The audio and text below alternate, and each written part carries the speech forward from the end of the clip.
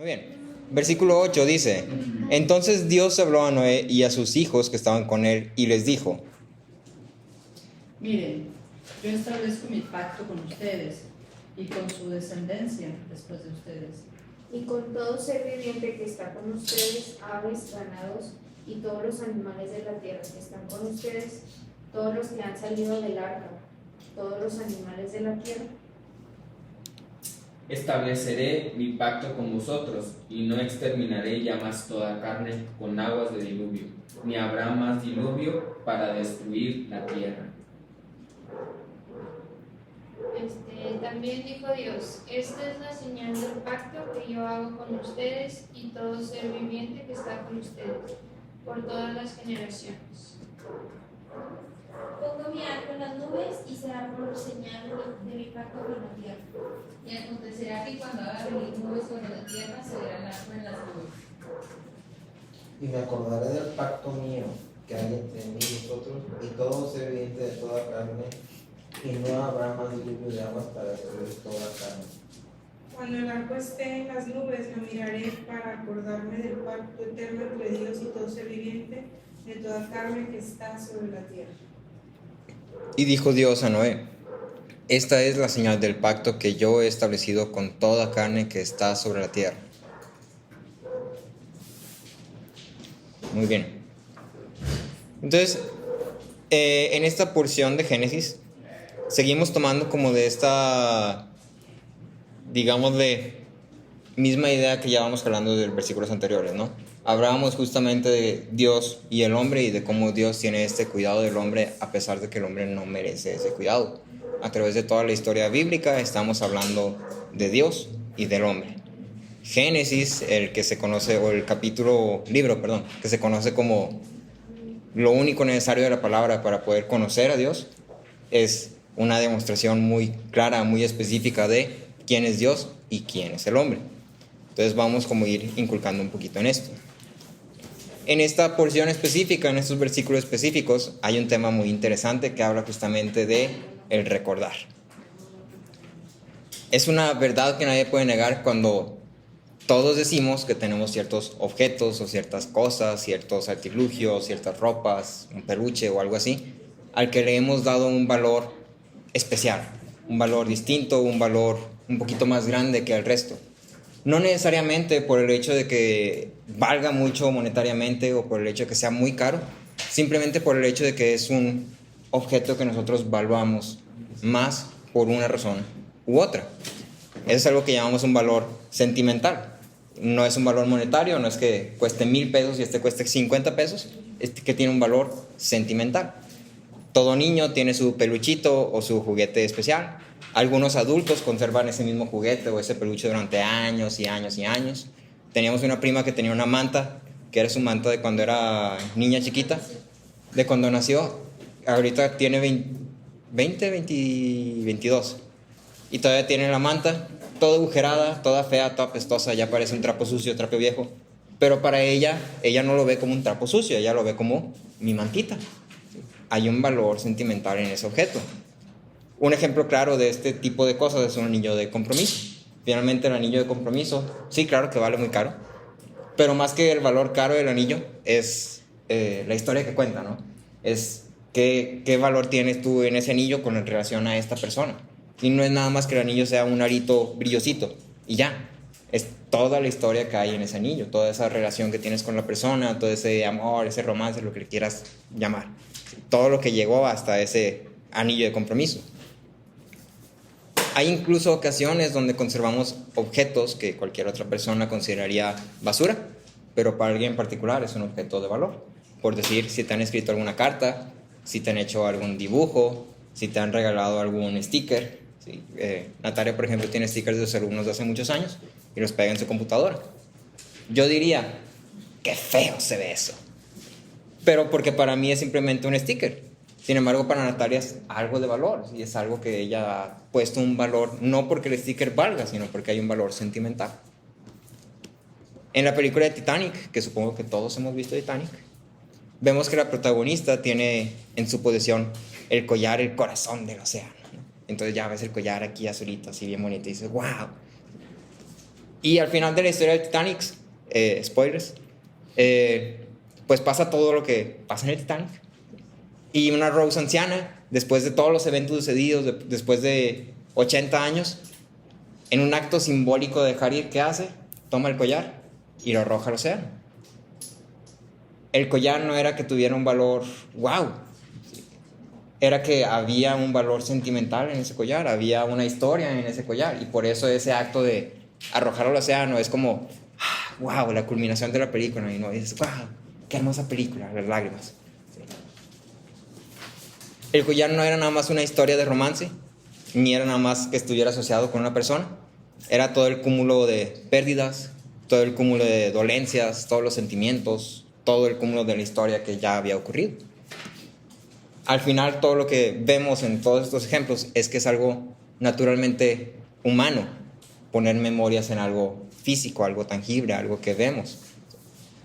Y, curiosamente, uno de nuestros sentidos más, no sé cuál sea la palabra aquí, más relacionables con una memoria, es nuestro olfato. ¿Te acuerdas más de algo que hueles que de algo que ves? Cuando hay alguna memoria que conectas con tu olfato y luego hueles otra vez ese mismo pues olor, no sé, te acuerdas de eso más fácilmente que con la vista. Por decir, cuando hueles la lluvia, cuando hueles ir a tierra mojada, luego te acuerdas, ¿no? Dices, va a llover rápidamente antes de verlo.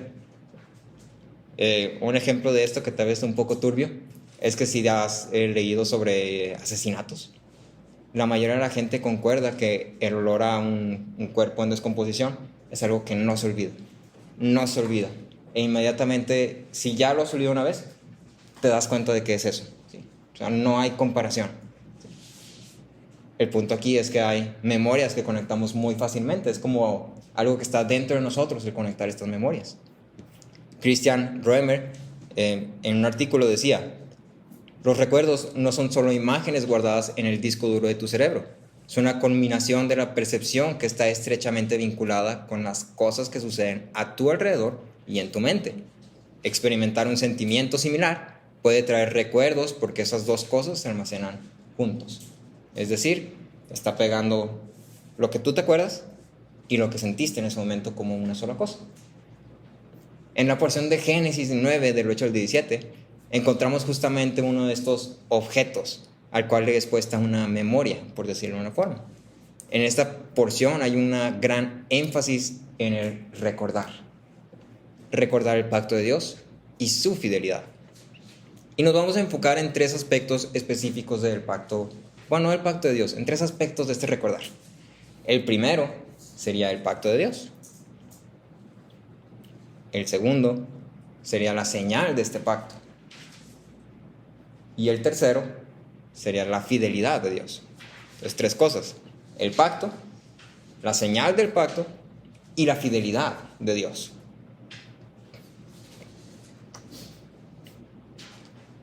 La idea central de todo este pasaje gira en torno al pacto de Dios. Es tan importante esta idea que en esta porción, si la lees con atención, te habrás dado cuenta que se repite lo que casi diríamos una innecesaria cantidad de veces. ¿Sí? Lo lees y dices, sí, ya entendí que estableciste un pacto con el hombre. Sí, ya entendí que es tu pacto. Sí, ya entendí que lo estableciste con el hombre. O sea, sí, ya me quedó claro. Pero es que es tan importante que lo entiendas. Dios estableció un pacto. Se repite 7 veces en esta porción nada más. Para este punto, como ya lo habíamos mencionado, Dios había dicho en su corazón algo. No sé si recuerdas, que vemos como un pequeño poema que dice, mientras la tierra permanezca, día y noche, frío y calor, siembra y siega, verano e invierno, todo esto permanecerá.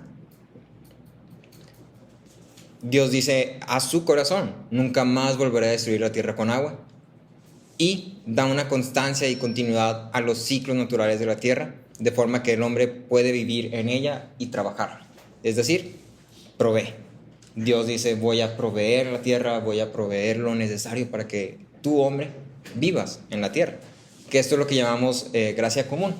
Todos los hombres disfrutan de esta gracia por el simple hecho de estar vivos. El simple hecho de que ya es de noche, me voy a dormir, ya es de mañana, Felicidades, estás disfrutando de la gracia común. Pero para este punto Noé no era consciente de esto en absoluto. Dios se había dicho en su corazón, Dios se había dicho a sí mismo en su monólogo interno, si lo quieres ver así. Es como si yo dijera a mí mismo en mi mente, yo pensara para mí mismo, voy a hacer esto, pero tú no sabes absolutamente nada de eso. Entonces Dios tiene cuidado del hombre cuando expresa lo que él va a hacer. Dios da instrucción a Noé sobre lo que seguía ahora que era la cabeza de la humanidad. Establece un sistema de gobierno para preservar el valor de la vida de los hombres, pero hasta este punto, ¿qué garantía tenía Noé de que no iba a volver a ocurrir un diluvio en otros 100 años? Tardó 100 años en construir un arca. Si yo fuera Noé, tal vez lo primero que hubiera pensado es, así, rápido, construyo otra, por si acaso. Al cabo ya sé cómo. Si ya lo hice una vez, la segunda siempre queda mejor.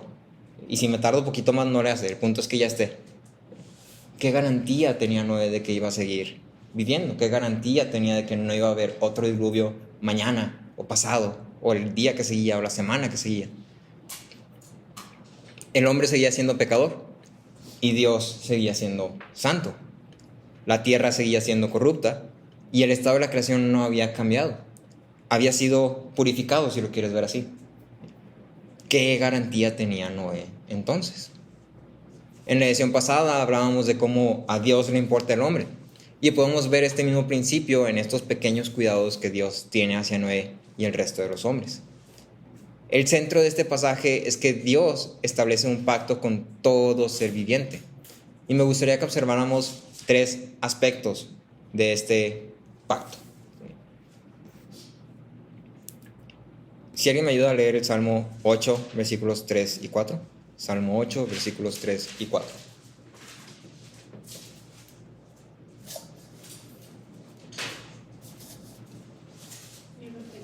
Adelante.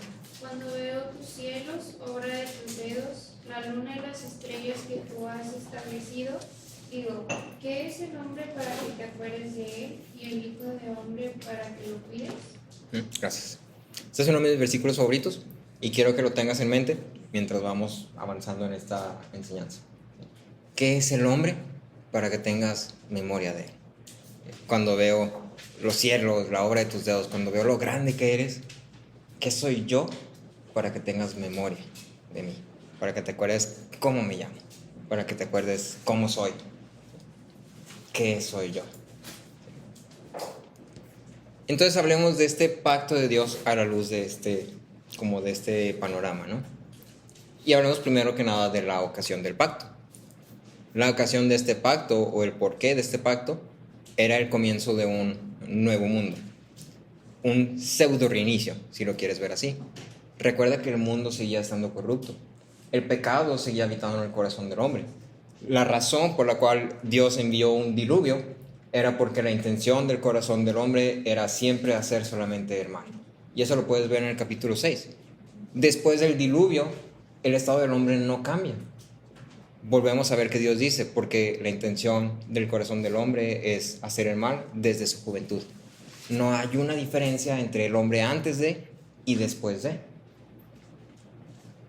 A pesar de todo lo ocurrido, Noé seguía siendo un hombre con miedos, con inseguridades, como cualquier otro hombre. Dios conocía el corazón de Noé a tal grado que sabía lo necesario que era afirmar su fe de una forma u otra. Y esto no es solamente intencionado hacia Noé, sino hacia todo hombre, extendiéndose hacia todo ser viviente. Después de este devastador diluvio, ¿qué mejores palabras podía haber escuchado Noé que al mismo Creador que envió el diluvio decir: nunca más volveré a hacer esto? Nunca más habrá un diluvio, nunca más destruiré la tierra con agua. Si tú estuvieras en el lugar de Noé, o si lo quieres equiparar a alguna situación que hayas pasado que haya sido tremendamente dura para ti, y escucharas decir: nunca más vas a pasar por esto otra vez, yo creo que sentirías: bueno, tengo esta certeza, tengo esta seguridad. El pacto que Dios establece con Noé reafirma su plan original que fue interrumpido por el diluvio. el orden natural nunca más iba a volver a ser interrumpido o nunca iba a interrumpir el mandato del hombre. Si quisiéramos resumir el propósito del pacto, diríamos que tenía 3 intenciones. La primera es asegurar a Noé, garantizarle a Noé de la misericordia de Dios. Lo segundo sería apuntar a un sacrificio que iba a satisfacer la justicia. Entonces, primero asegurar a Noé, segundo apuntar a un sacrificio que iba a satisfacer la justicia, y tercero, reafirmar el propósito del hombre. Si recuerdas, en la lección pasada decíamos que el propósito seguía siendo el mismo. La creación seguía teniendo el mismo propósito que al principio. La única diferencia entre Adán y Noé es que Adán estaba en un estado pues completamente neutro, como lo decimos, así como lo entendemos. Y Noé estaba totalmente sesgado por el pecado, porque era un hombre pecador, había nacido en pecado, estaba corrompido por el pecado. Pero eso no quiere decir que el propósito de estos 2 hombres fuera diferente. El propósito del hombre desde el inicio es glorificar a Dios y disfrutar de Él para siempre.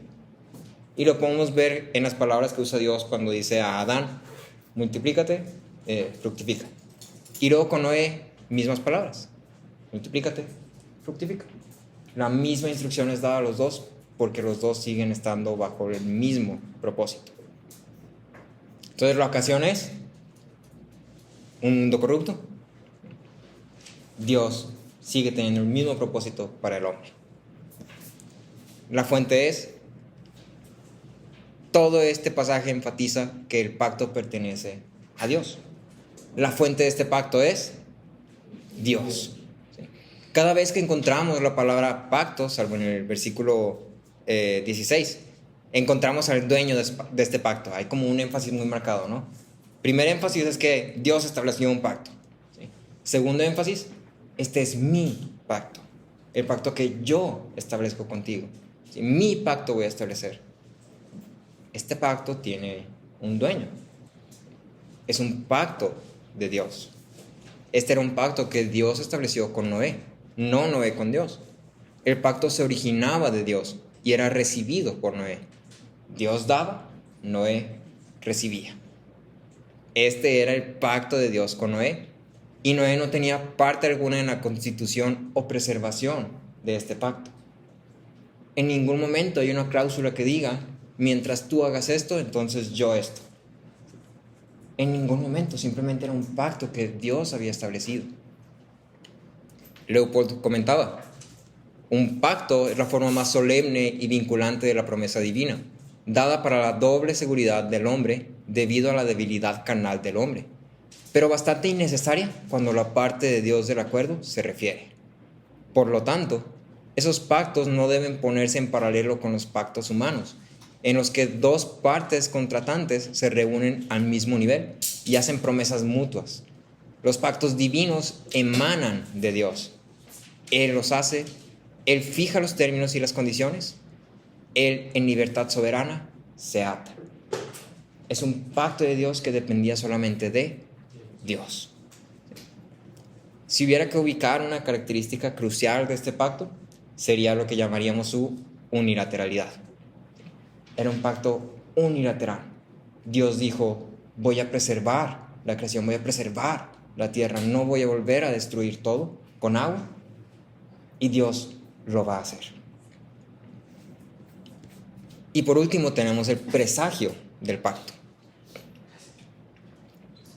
Como bien lo hemos mencionado, toda esta narrativa del diluvio no es meramente un evento histórico que debamos de considerar como un hito en la historia de la humanidad, o en la narrativa de la humanidad.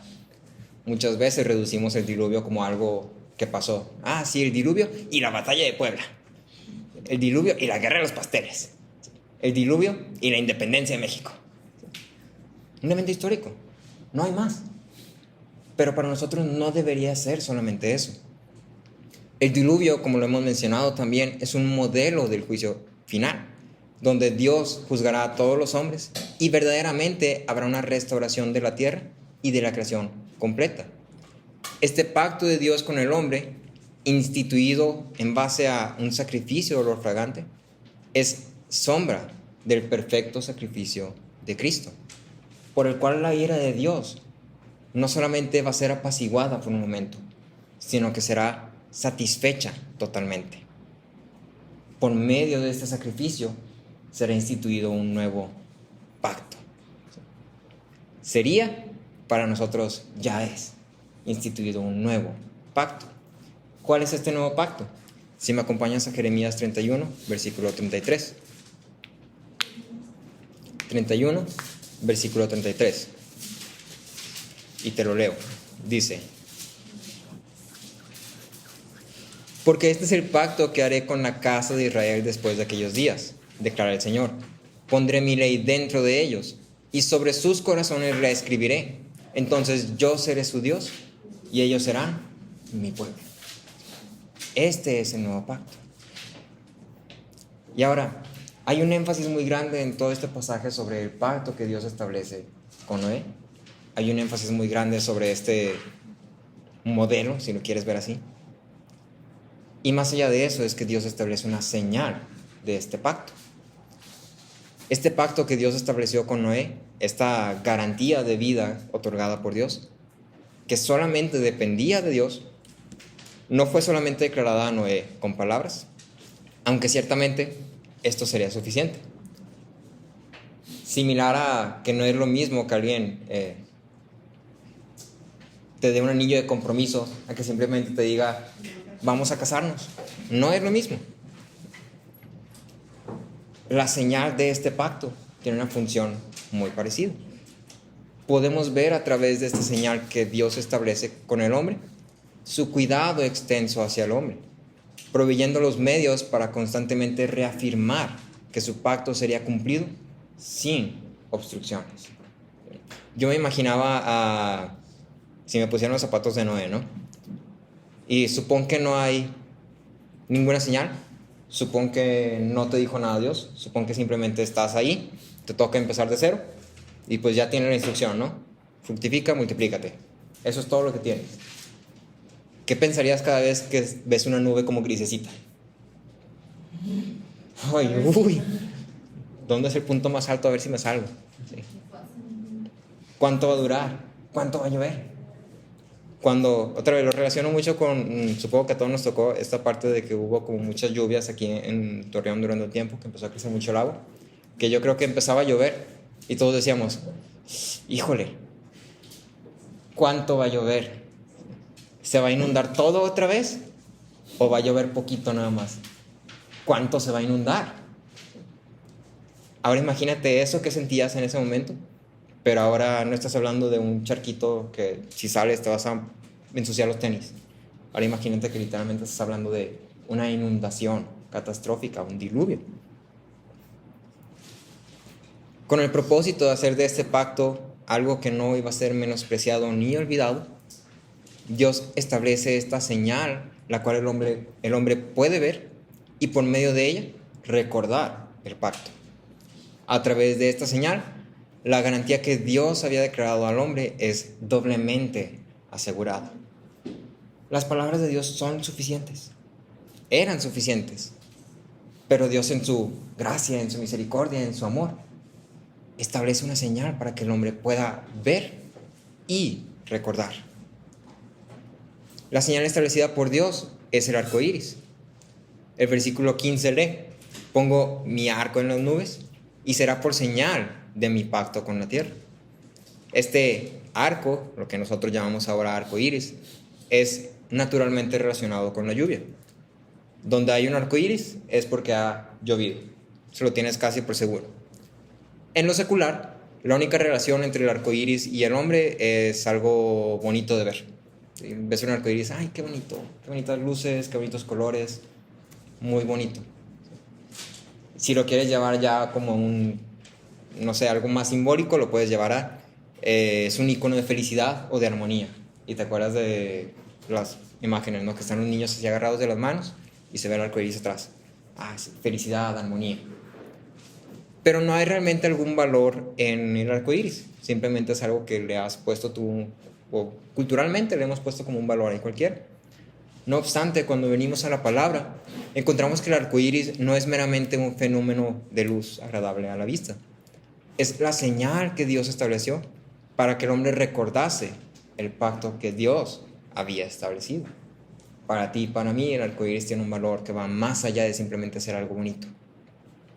Francis Roberts decía: entonces, el arco iris que física y naturalmente denota lluvia, teológicamente, sobrenaturalmente y por institución significa buen tiempo y seguridad de la lluvia y una inundación.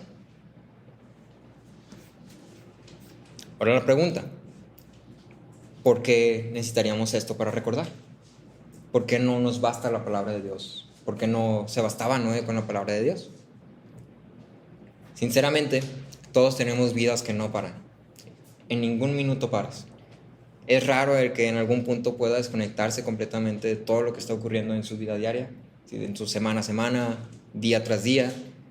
Es raro que puedas o que tengas esta oportunidad de desconectarte por completo. Ni siquiera cuando son vacaciones puedes desconectarte. Es casi imposible. Y una de las consecuencias de este ritmo de vida es que nuestro enfoque poco a poco comienza a dispersarse. Nos encasquetamos tanto en el trabajo, en el pendiente que tengo para dentro de 2 semanas, en el tengo que hacer esto, me falta hacer esto, hay que hacer esto. ¿Sí? Ya me atrasé con esto. Y vamos brincando de una cosa a la otra. Acabas una cosa, ya sigue otra. Acabas una cosa, ya llegó otra. Acabas una cosa, ahora es este pendiente. Nunca hay un punto donde digas, ya acabé. No existe el ya acabé, ya acabé, muerta. ¿Sí? Es completamente natural que nos olvidemos de ciertas cosas a la luz de esto. Y es por ello que Dios ha provisto medios por los cuales el hombre puede recordar constantemente del pacto de Dios con el hombre. Nuestra naturaleza es de olvidar cosas. Dios nos llama a recordar quién es Él.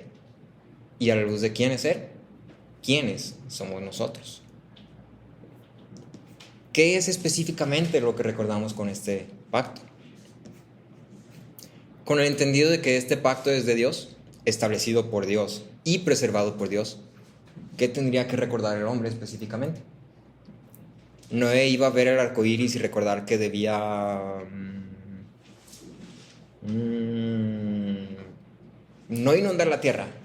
No puedo. Que debía... No había condiciones en este pacto. Era un pacto unilateral. ¿Sí? El propósito de esta señal en realidad no estaba tanto dirigido hacia Noé. Noé solamente era un beneficiario, vamos a decir. El versículo 15 dice que el propósito de esta señal es que Dios recuerde su pacto. Leemos que dice: y me acordaré de mi pacto con ustedes y con todo ser viviente de toda carne. Nunca más se convertirán las aguas en diluvio para destruir toda carne. El hombre, por medio de esta señal, no recuerda sus deberes. En realidad no tiene deberes hacia este pacto. Recuerda su dependencia. El hombre recuerda su dependencia de Dios. Recuerda que Dios ha prometido nunca volver a juzgar la tierra con agua. Recuerda que Dios ha prometido no destruir la tierra con agua nuevamente, que ha garantizado que iba a funcionar de forma constante por el poder de su palabra. El hombre recuerda que Dios recuerda. El hombre recuerda que Dios recuerda. Y sí me gustaría comentar así rápidamente. Ya lo hemos como tocado, pero repito, ¿no? Cuando hablamos de que Dios recuerda, no significa que Dios se lo olvide. Decíamos que recordar, cuando hablamos que Dios recuerda, es lenguaje de pacto, es lo que conocemos hoy como lenguaje técnico. ¿Sí? Un electricista habla de un cable y lo que para ti, para mí diríamos, es un cable así de grueso. Un electricista dice, sí, es un cable calibre 14. Es el lenguaje técnico. Este es el lenguaje de pacto. Recordar significa que Dios está cumpliendo, que Dios está actuando, que Dios está obrando en base a su palabra.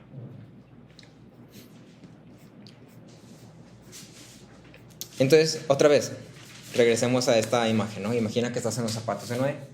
Imagina que acabas de bajar del arca. Imagina, acabas de pasar a través de todo un diluvio de tremenda magnitud, catastrófico, que destruyó toda la vida en la tierra, salvo lo que estaba contigo en el arca. Cada vez que ves una nube que se está formando, cada vez que empieza a caer poquita agua, cada vez que suelta este olor, ¿no?, de tierra mojada, lo que tú y yo disfrutamos mucho hoy en día, sin la señal, para Noé tal vez hubiera sido como un ¡ay! ¿Qué sigue? Pero con la señal, Noé podía ver y decir: Dios es fiel. Dios me ha salvado, Dios ha prometido no volver a hacerlo. Y yo puedo confiar en que Dios es fiel. Si viéramos el arco iris en esa circunstancia, recordaríamos que Dios recuerda sus pactos. Recordaríamos quiénes somos nosotros y recordaríamos quién es Dios. En toda esta narrativa de Génesis hay una idea hay muchas ideas centrales, ¿no? Pero esta es como una idea que está muy presente ahí, muy marcada. Y es una idea que no está expresada por medio de palabras. Está expresada por medio de acciones. La manera en que Dios actúa desde el comienzo de la creación hasta este punto ha revelado su carácter poco a poco. Podemos ver su santidad, podemos ver su justicia, su gracia, su misericordia. Pero a mi parecer, una de las principales cualidades, si lo podemos llamar cualidad, no sé cuál sería la mejor palabra ahí, pero una de las principales cosas que podemos ver de Dios aquí es su fidelidad. En 2 Timoteo 2:13 leemos que dice: si somos infieles, Él permanece fiel, pues no puede negarse a sí mismo. La fidelidad de Dios significa que Dios es inmutable.